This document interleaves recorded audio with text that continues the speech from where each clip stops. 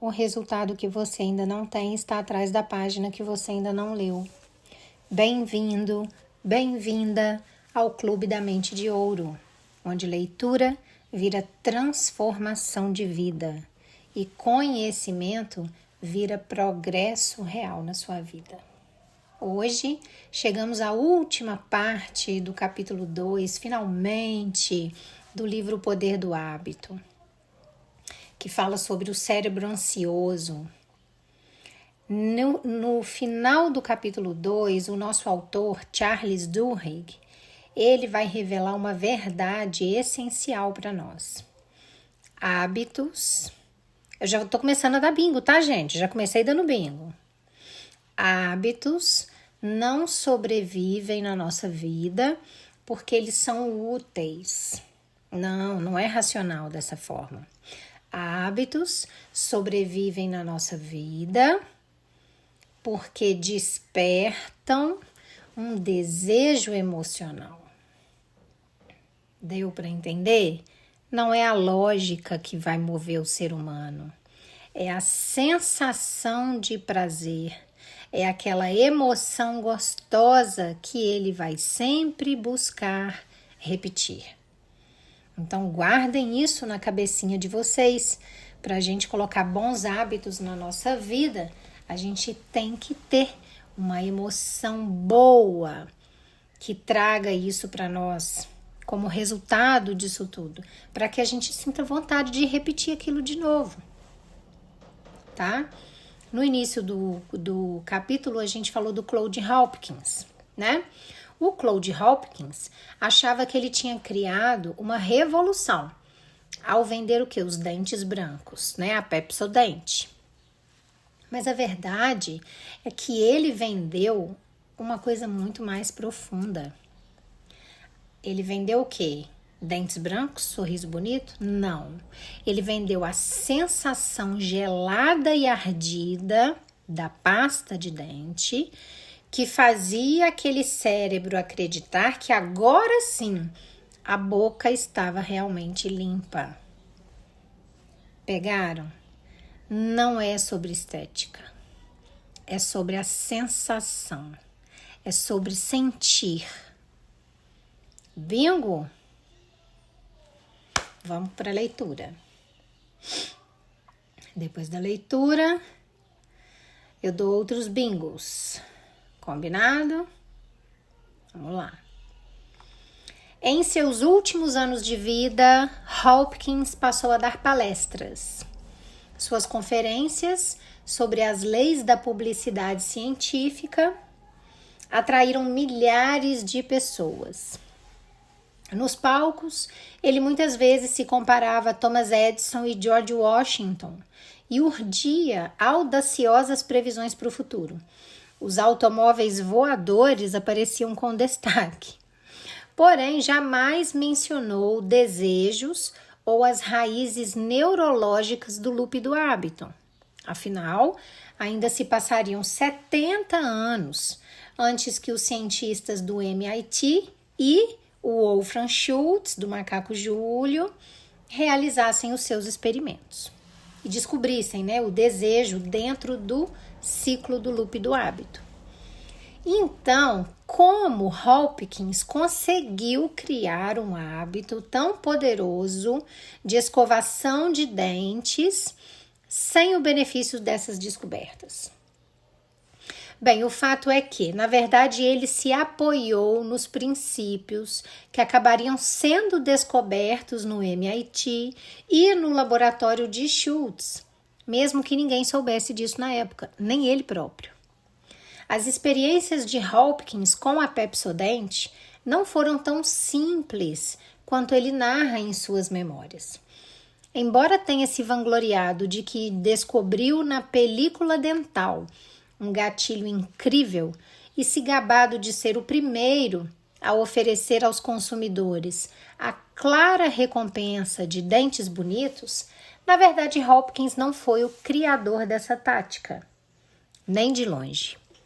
Pensemos, por exemplo, em alguns dos anúncios de outros cremes dentais que já apinhavam as revistas e os jornais, mesmo antes que Hopkins soubesse que a Pepsodent existia.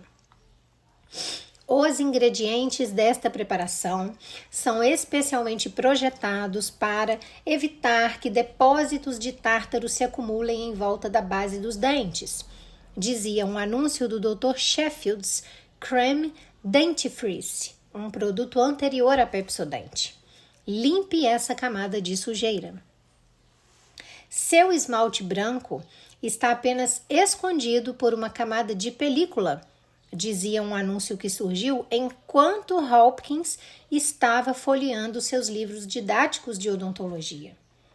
O creme dental Sanitol restaura rapidamente a brancura original, removendo a película. O charme de um sorriso encantador depende da beleza dos seus dentes, proclamava um terceiro anúncio. Dentes lindos, lisos como cetim, muitas vezes são o segredo da atração de uma menina bonita. Use o creme dental SS White. Dezenas de outros publicitários já tinham usado a mesma linguagem que a Pepsodent anos antes de Hopkins entrar em campo. Todos os seus anúncios tinham prometido remover a película dental e oferecido belos dentes brancos como recompensa, e nenhum deles tinha funcionado. Mas depois que Hopkins lançou a sua campanha, as vendas de Pepsodent foram às alturas. Por que a Pepsodent era diferente?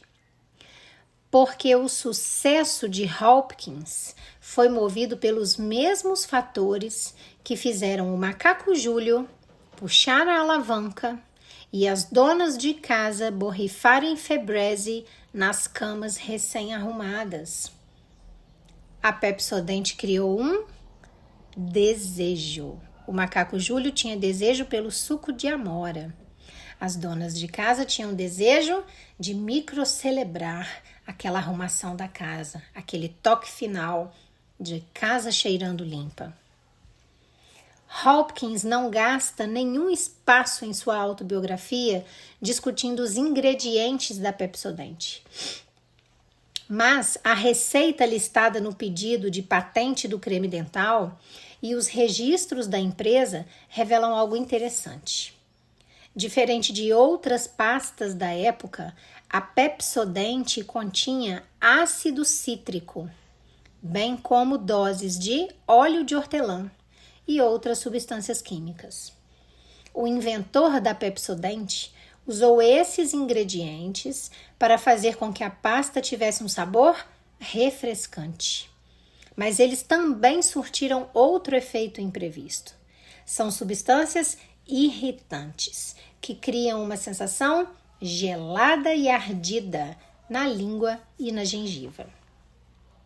Depois que a Pepsodent começou a dominar o mercado, pesquisadores de empresas concorrentes quebraram a cabeça para entender por quê.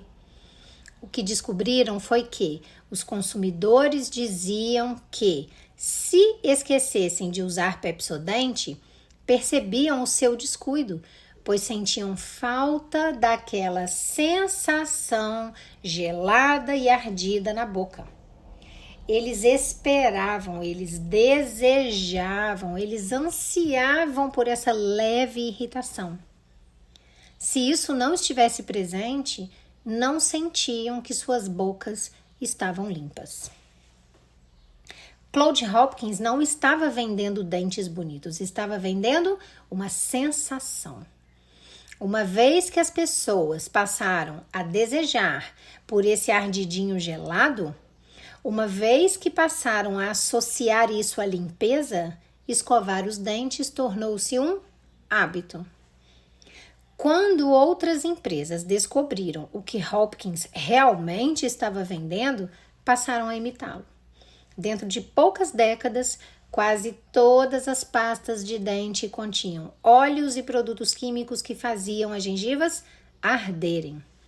Em pouco tempo, a Pepsodent começou a ser superada em vendas. Mesmo hoje, quase todo creme dental contém aditivos com a única função de fazer a sua boca arder depois que você escova os dentes.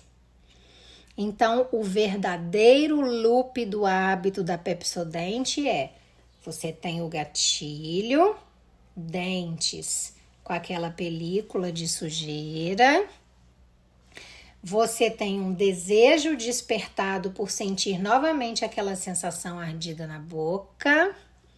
Então, você escova os seus dentes, executa a rotina e finalmente acessa a recompensa. Boca com aquela sensação de frescor. E dentes limpos por consequência. O consumidor precisa de algum tipo de sinal de que um produto está funcionando, me disse Tracy Sinclair, gerente de marca dos cremes dentais Oral-B e Crest Kids. Podemos fazer um creme dental com sabor de quase tudo, framboesa, chá verde. Contanto que tenha uma sensação gelada e ardida, as pessoas sentem que a sua boca está limpa. A sensação ardida não faz o creme dental funcionar melhor. Só convence as pessoas de que ele está funcionando melhor, está cumprindo sua função. Qualquer pessoa pode usar essa fórmula básica para criar os seus próprios hábitos. Prestem atenção aqui agora. Quer fazer mais exercícios? Escolha um gatilho, como ir para a academia assim que acorda, e escolha uma recompensa, como um smoothie depois de cada sessão. Então pense nesse smoothie ou na injeção de endorfina que você vai sentir. Permita-se desfrutar antecipadamente da recompensa. Por fim, esse desejo vai acabar fazendo com que seja mais fácil ir para a academia todo dia. Quer criar um novo hábito alimentar? Quando pesquisadores vinculados ao Registro Nacional de Controle de Peso, um projeto envolvendo mais de 6.000 pessoas que perderam mais de 13 quilos, estudaram os hábitos de pessoas que tiveram êxito em suas dietas e descobriram que 78% delas tomavam café da manhã diariamente, uma refeição cujo gatilho é um momento do dia. Mas a maioria dessas pessoas também tinha em mente uma recompensa específica para se manter na dieta. Um biquíni que queriam usar, ou o orgulho que sentiam ao subir na balança todo dia. Algo que elas escolheram com cuidado e realmente queriam. Focavam no desejo por essa recompensa quando as tentações surgiam. Cultivavam o desejo até virar uma pequena obsessão. E os seus desejos por essa recompensa, como descobriram os pesquisadores, suplantavam a tentação de largar a dieta. O desejo punha o loop do hábito em movimento. Para as empresas, entender a ciência dos desejos é algo revolucionário. Há dezenas de rituais diários que deveríamos realizar todos os dias e que nunca se tornam hábitos. Deveríamos ficar atentos à ingestão de sal e beber mais água. Deveríamos comer mais verduras e legumes e menos gorduras. Deveríamos tomar vitaminas e passar filtro solar. Os fatos não poderiam ser mais claros neste último ponto. Aplicar um pouco de filtro solar no rosto toda manhã reduz significativamente os riscos de câncer de pele. No entanto, embora todo mundo escove os dentes, menos de 10% dos americanos passam filtro solar todo dia. Por quê? Porque não existe um desejo que tenha feito ainda do filtro solar um hábito diário. Algumas empresas estão tentando solucionar isso, dando aos filtros solares uma sensação ardida ou algo que indique às pessoas que elas passaram o produto na pele. Espera-se que isso vá deflagrar uma expectativa, assim como o anseio, o desejo pela sensação ardida na boca nos lembra de escovar os dentes. Empresas já utilizaram táticas semelhantes em centenas de outros produtos.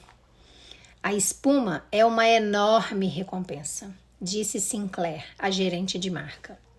O shampoo não precisa fazer espuma, mas acrescentamos substâncias espumantes, porque as pessoas esperam isso toda vez que lavam o cabelo. Com o sabão em pó é a mesma coisa. E pasta de dente. Agora toda empresa acrescenta lauril éter sulfato de sódio para fazer o creme dental espumar mais.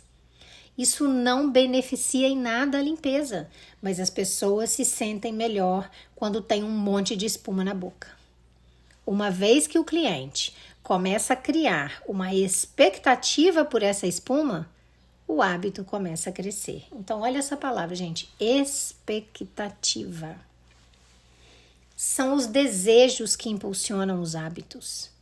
E descobrir como criar um desejo torna mais fácil criar um hábito.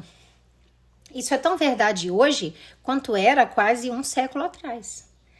Toda noite, milhões de pessoas escovam os dentes para ter uma sensação ardida na boca. Toda manhã, milhões calçam sapatos de corrida para receber uma injeção de endorfina pela qual aprenderam a desejar. E quando voltam para casa, depois de limpar a cozinha ou arrumar o quarto, alguns deles borrifam um pouco de Febreze. E, gente, então o capítulo 2 termina com essa frase.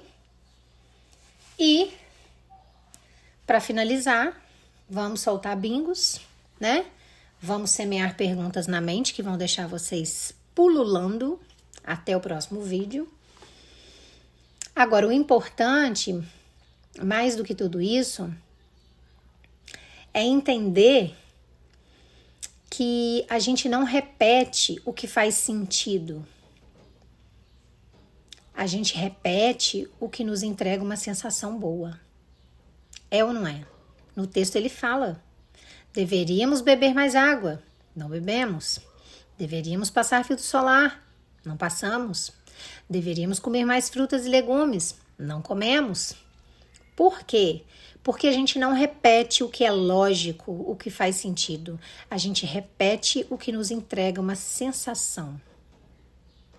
O sucesso gigante da Pepsodent não veio da promessa que o Claude Hopkins fez. Não veio. O sucesso gigante da Pepsodent veio da sensação que ela causava ao arder e gelar a boca. E é essa exata lógica que rege a sua vida hoje. A gente não está falando só dos Estados Unidos, não. Somos iguais nesse quesito. É por isso que você repete hábitos ruins. Porque, querendo ou não, eles te dão, sim, uma sensação imediata. Depois você pode até se arrepender. Mas eles te dão, sim, uma sensação instantânea. É por isso que você repete hábitos ruins. É por isso que hábitos bons, às vezes, não vingam. Por quê? Porque eles ainda não começaram a despertar o prazer rápido o suficiente. Porque, às vezes, o prazer que eles vão trazer é a longo prazo. E é por isso que mudar a sua vida exige ciência. Uma ciência que a gente chama de ciência emocional. Não exige só força de vontade. Então você não é fraco. Porque a gente não precisa só de força de vontade para mudar. A gente precisa entender de ciência emocional. Entender como o cérebro funciona. A verdade é simples, gente. Para você criar um novo hábito, o que você precisa criar antes? Vocês já sabem a resposta. Você precisa criar antes um novo desejo. Ele vem antes. O cérebro só volta para aquilo que gerou para ele uma recompensa clara, óbvia, emocional, uma sensação. E quando as empresas perceberam isso, shampoos que fazem espuma, como o próprio livro citou, cremes que ardem na pele, sprays que perfumam. Quando as empresas perceberam isso, produtos que trazem sensação, tudo mudou. E o mesmo vale para a sua vida pessoal. Essa é a grande lição que eu quero te trazer. Se o exercício não tiver uma recompensa emocional, você abandona ele. Se você não vê resultado, você abandona ele. Se o estudo não tiver um prazer imediato, você procrastina, você não começa a estudar.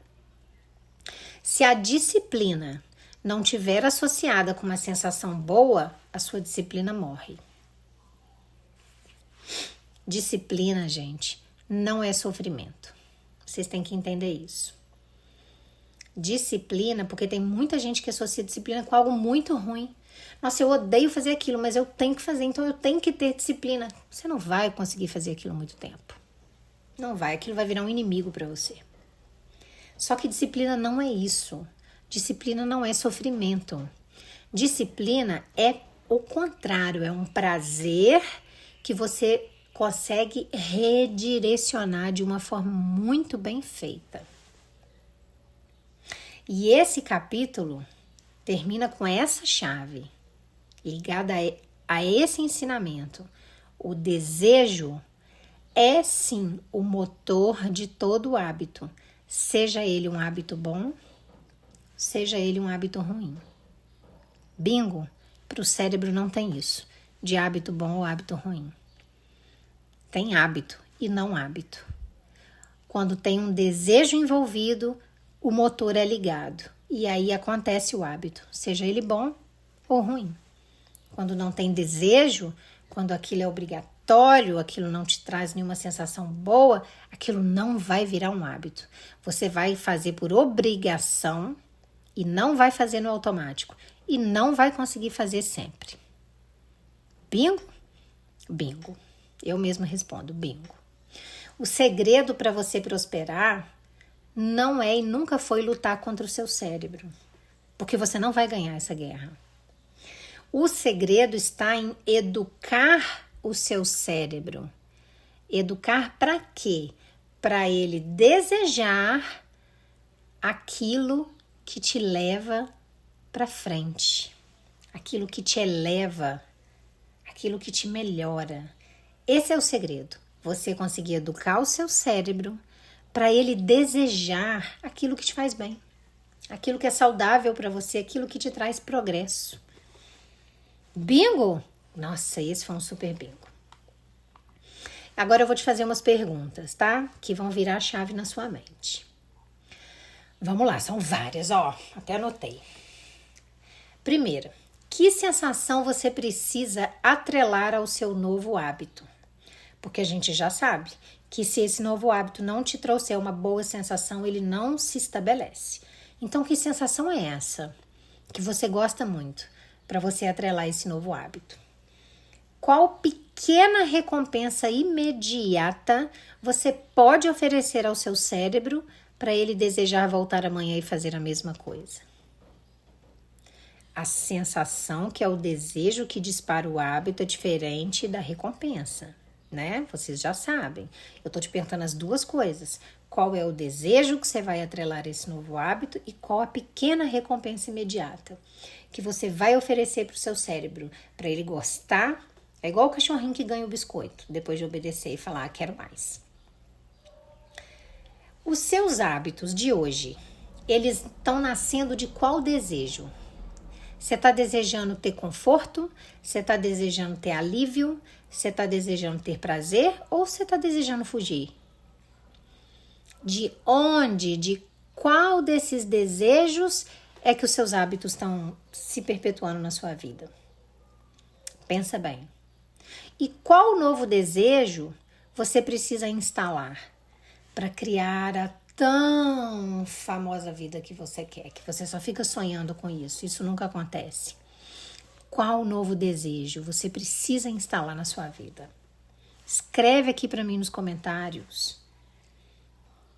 E uma última pergunta muito importante, essa eu tinha esquecido de escrever. Qual hábito você quer criar? Qual hábito você quer criar? Porque isso é a pergunta que a gente mais sabe responder. A gente não sabia ainda era como fazer isso, né? Agora já te ensinei. qual hábito você quer criar e qual sensação você vai usar para que esse novo hábito seja realmente criado e qual sensação vai te trazer uma recompensa imediata. Escreve para mim, porque aí agora você vai atrelar tudo e vai fazer o seu ciclo do loop do hábito. Você está no Clube da Mente de Ouro. Aqui não tem teoria vazia, aqui é prática. Aqui você não aprende hábitos, não. Aqui você aprende o que faz os hábitos acontecerem. Lembrem-se sempre, não é o hábito que vai te transformar, não. É o desejo que você decide cultivar. Ele é o motor. Ele vai fazer o veículo hábito funcionar. Não foca no hábito, porque não é ele que vai te transformar. É no desejo. Cultive o desejo. E no meu e-book Mente de Ouro eu te ensino exatamente isso de forma muito prática. Como treinar sua mente para você desejar só o que vai construir riqueza, prosperidade, liberdade na sua vida e abandonar o que está te empobrecendo. A gente tem que largar essas bagagens. Ele é um manual direto, sem enrolação.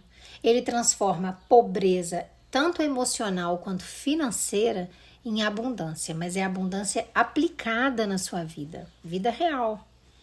Porque o seu cérebro ele já sabe criar hábitos.